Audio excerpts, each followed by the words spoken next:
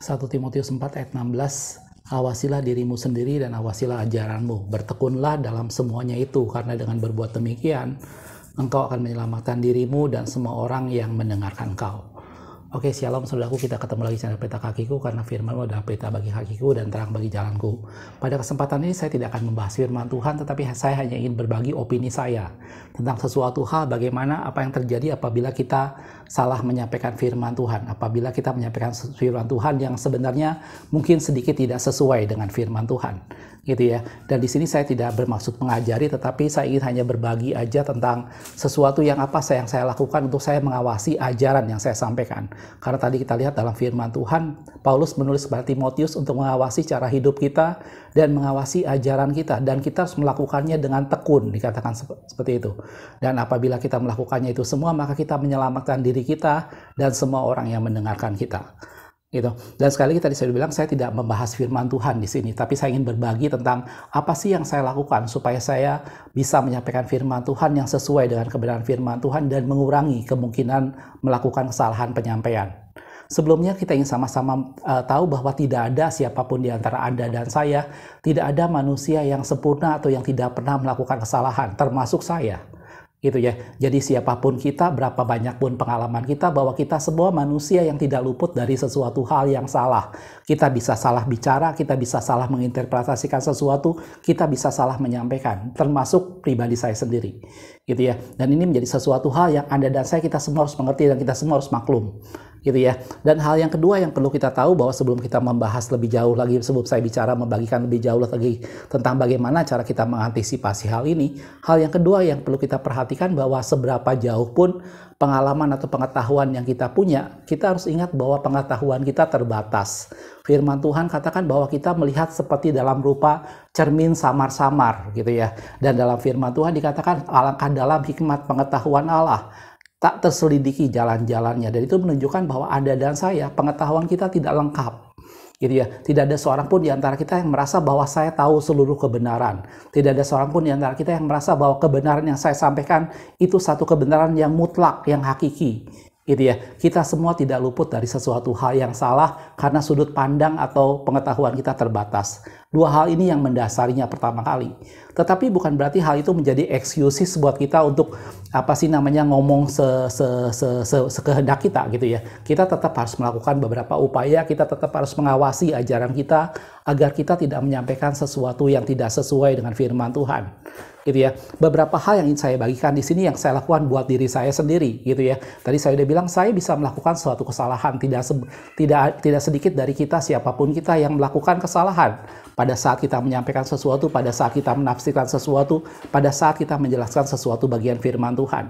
Gitu ya. Beberapa tip yang ingin saya bagikan, yang saya lakukan buat diri saya sendiri. Sekali lagi, ini bukan kebenaran firman Tuhan, saudaraku ya.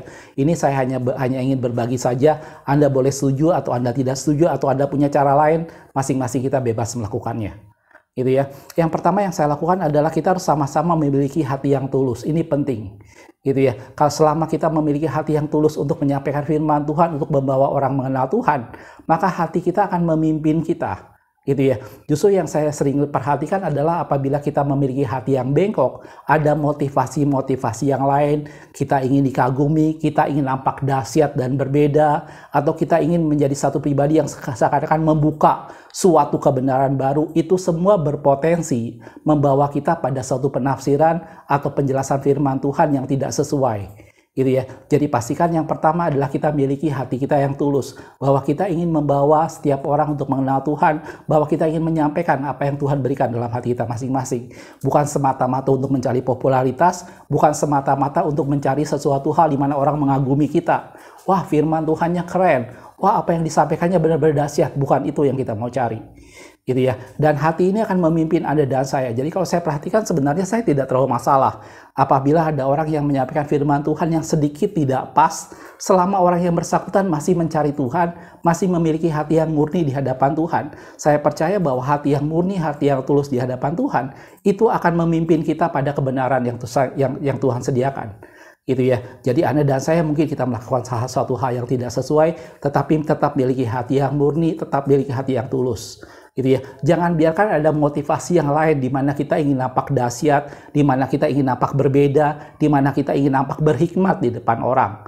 Itu semua bisa menjerumuskan kita, itu semua tanpa sadar bisa membawa kita pada satu penjelasan firman Tuhan yang sebenarnya tidak sesuai. Gitu ya. Itu hal yang pertama. Hal yang kedua adalah mungkin ada di antara kita yang mendapat kebenaran firman Tuhan dari pembacaan pribadi atau kita dapat dari penyampaian orang lain. Gitu ya. Hal yang kedua adalah jangan terburu-buru untuk menyampaikan apa yang kita tangkap, entah dari pembacaan pribadi atau dari apa yang kita dengar dari orang lain. Gitu ya. Kenapa ini kita tidak boleh lakukan? Karena waktu kita terburu-buru menyampaikan setelah kita mengerti dan kita menerima dari orang lain atau dari pembacaan pribadi, kita butuh waktu untuk merenungkannya, untuk mengkaji ulang, untuk membawa di bawah kaki Tuhan dan membiarkan Roh Kudusnya menjelaskan lebih jauh lagi. Gitu ya. Jangan terburu-buru apa yang sudah kita dengar atau apa yang sudah kita tangkap kemudian kita segera sampaikan. Biarkan, endapkan dalam hati kita masing-masing, renungkan berapa lama, dan itu bisa membuat kita terantisipasi untuk melakukan suatu kesalahan. Itu hal yang kedua. Hal yang ketiga adalah ini sesuatu yang saya terapkan juga pada pribadi saya, bahwa kita tidak menyampaikan hal yang sama secara berulang-ulang. Gitu ya. Dalam arti kata berulang-ulang, di beberapa video mungkin saya juga sempat ngomong beberapa hal yang mungkin mirip-mirip, tetapi saya berusaha untuk tidak menyampaikan sesuatu yang mendapat penekanan secara berulang-ulang. Gitu ya. Kalau itu dilakukan, saudaraku, maka ada kecenderungan kita menciptakan suatu doktrin baru. Gitu ya. Jadi apa yang kita sampaikan, yang perlu kita sampaikan, kita sampaikan. Kita percaya bahwa suatu kebenaran itu akan nampak sebagai satu kebenaran bukan karena disampaikan berulang-ulang, tetapi karena kebenaran itu sendiri menyatakan dirinya. Gitu ya. Kalau Anda ingat sebuah quote atau kata-kata bijak orang yang mengatakan bahwa kebohongan itu akan nampak suatu kebenaran apabila disampaikan berulang-ulang. Nah, ini tidak boleh kita lakukan. Gitu ya. Jadi usahakan pada saat kita menyampaikan sesuatu yang sudah kita sampaikan, ya sudah kita sampaikan. Gitu ya. Selebihnya kita percaya bahwa kalau itu kebenaran, itu akan tetap ada selama-lamanya, itu akan diteguhkan Tuhan, itu akan ada orang lain yang meneguhkan hal itu.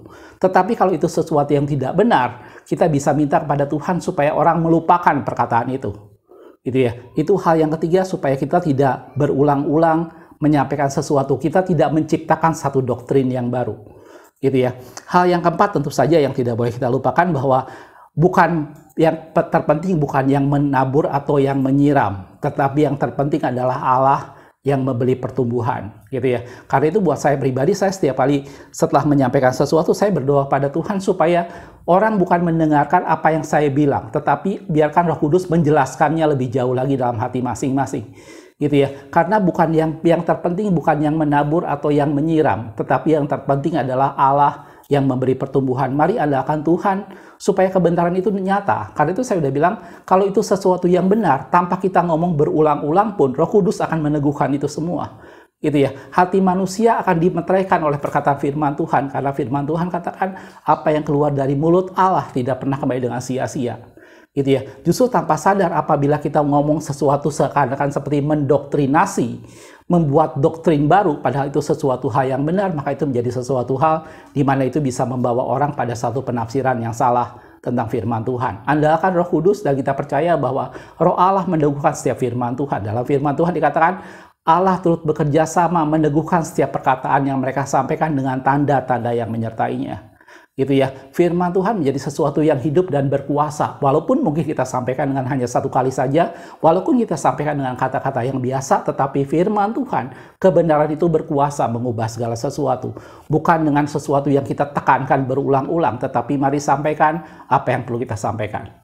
Gitu ya. Dan hal yang terakhir adalah dalam firman Tuhan tadi dikatakan awasilah ajaranmu. Ini menjadi sesuatu hal di mana kita perlu mengevaluasi ulang dan mendengarkan ulang apa yang sudah kita sampaikan. Gitu ya. Karena itu saya suka berapa lama ini masa-masa seperti sekarang kita ada video, ada YouTube dan segala macam di mana kita bisa menonton ulang apa yang sudah kita sampaikan, dan ini menjadi bentuk evaluasi. Gitu ya. Dan ini juga perlu dilakukan oleh setiap pemaham-pemaham Tuhan, pemberita-pemberita firman Tuhan untuk mendengarkan ulang apa yang sudah disampaikan dan mengevaluasinya dan membawanya di bawah kaki Tuhan. Jelas saudaraku, mudah-mudahan itu menjadi satu tip yang sederhana yang selama ini saya terapkan untuk mengeliminasi kemungkinan saya melakukan suatu kesalahan. Anda dan saya, kita semua bisa berbuat salah. Gitu ya, tidak ada manusia yang sempurna dan pengetahuan kita semua terbatas. Tetapi mari miliki hati yang tulus. Mari jangan buru-buru menyampaikan sesuatu. Mari jangan menyampaikan sesuatu dengan mendoktrinasi dan menyampaikannya berulang-ulang. Andalkan Roh Kudus untuk memeteraikan dan menjelaskan lebih jauh lagi dan evaluasi segala sesuatu yang sudah kita sampaikan. Jelas saudaraku, mudah-mudahan opini saya ini memberikan pencerahan buat kita semua. Firman Tuhan katakan, awasilah ajaranmu dan awasilah cara hidupmu. Karena dengan tekun melakukan semuanya itu, kita bukan hanya menyelamatkan diri kita sendiri, tapi semua orang yang mendengarkan kita. Jelas saudaraku, ini hanya opini saya. Anda punya ide lain, Anda punya cara lain, silakan Anda lakukan. Makasih sudah menonton. Kita ketemu di video berikutnya. Tuhan Yesus memberkati.